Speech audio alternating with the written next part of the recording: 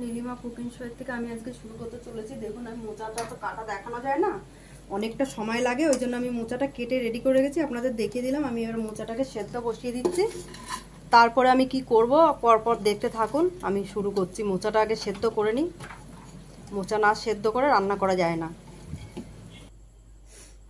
এবার আমি বসিয়ে দিচ্ছি সেদ্ধ, ধরিয়ে দিলাম গ্যাস। এবার সেদ্ধ হতে থাকুক। দেখুন আমার সিটি পড়া শুরু হয়ে গেছে, একটা পড়েছে, এই দ্বিতীয়টা পড়ছে, আর দুটো ফেলবো, ফেলে আমি বন্ধ করে দেবো।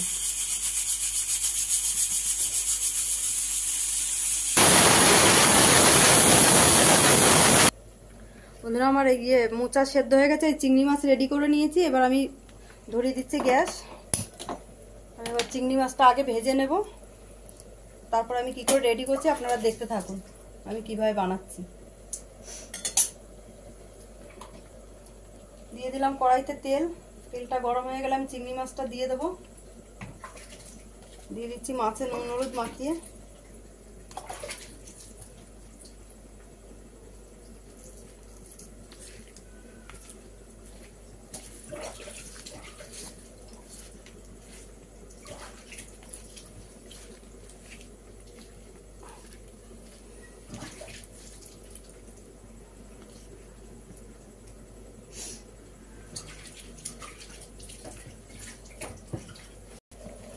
দেওয়া হয়ে গেছে আমার তেল গরম, আমি দিয়ে দিলাম চিংড়ি মাছটা কেটে। মাছটা ভেজে নিই আগে।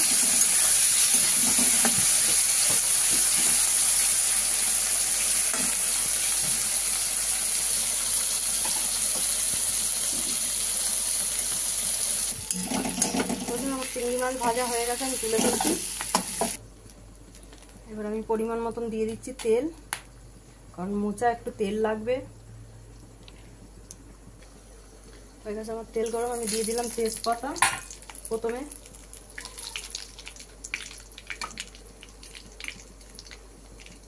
এবার আমি দিয়ে দিচ্ছি গোটা জিরা।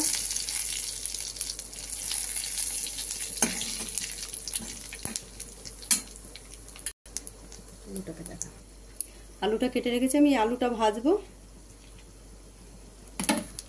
এবার আমি দিয়ে দিলাম গরম মশলা গোটা থেতো করা।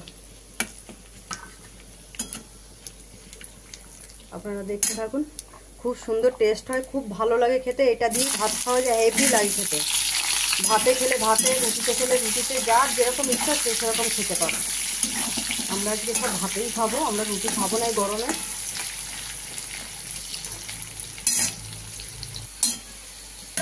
হয়ে গেছে আমার আলু ভাজা বন্ধুরা। এবার আমি দিয়ে দিচ্ছি 1 চামচ 1.5 চামচ আদা বাটা,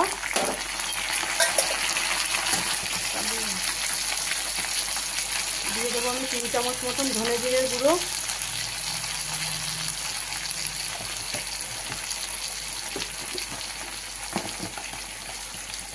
দিয়ে দিচ্ছি পরিমাণ মতন হলুদ গুঁড়ো,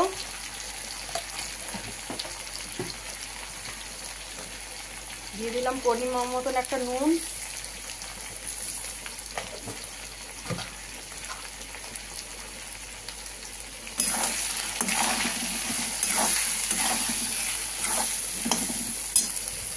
এবার আমি দিয়ে দেবো একটু লঙ্কার গুঁড়ো 2 চামচ,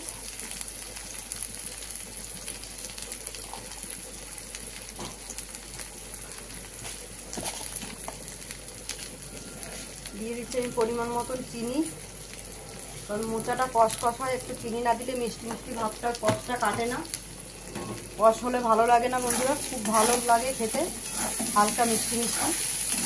আর সঙ্গে দেবো এবার চিংড়ি মাছটা,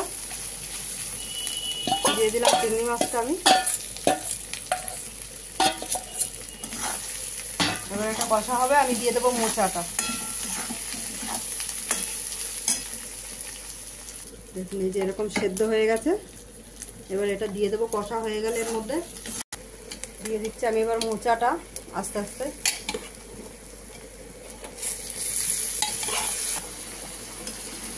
পুরোটা দিয়ে দিয়েছি। এবার এটা নাড়বো আস্তে আস্তে, যত কষা হবে তত কমে যাবে, সুন্দর করে মজে একদম নরম হয়ে যাবে, খেতে দারুণ লাগে।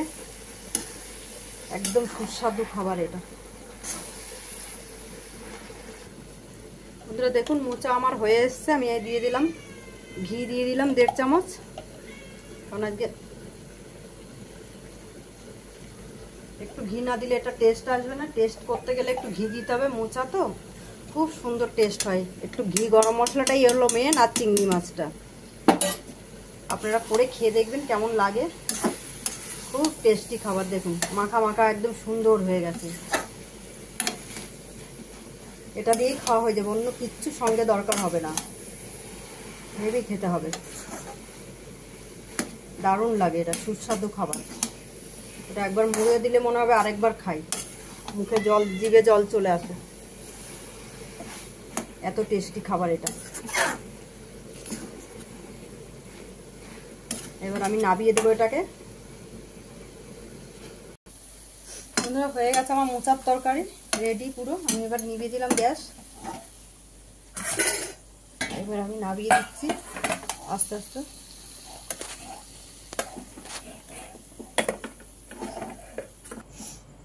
দেখুন বন্ধুরা খুব ভালো করে কি সুন্দর হয়েছে, আপনারা দেখে নিন। এরকম করে আপনারা চাইলে করে নিতে পারেন। নীলিমা কুকিং শোটিকে আপনারা সাবস্ক্রাইব, লাইক, কমেন্ট, শেয়ার করে দেবেন বেশি বেশি করে।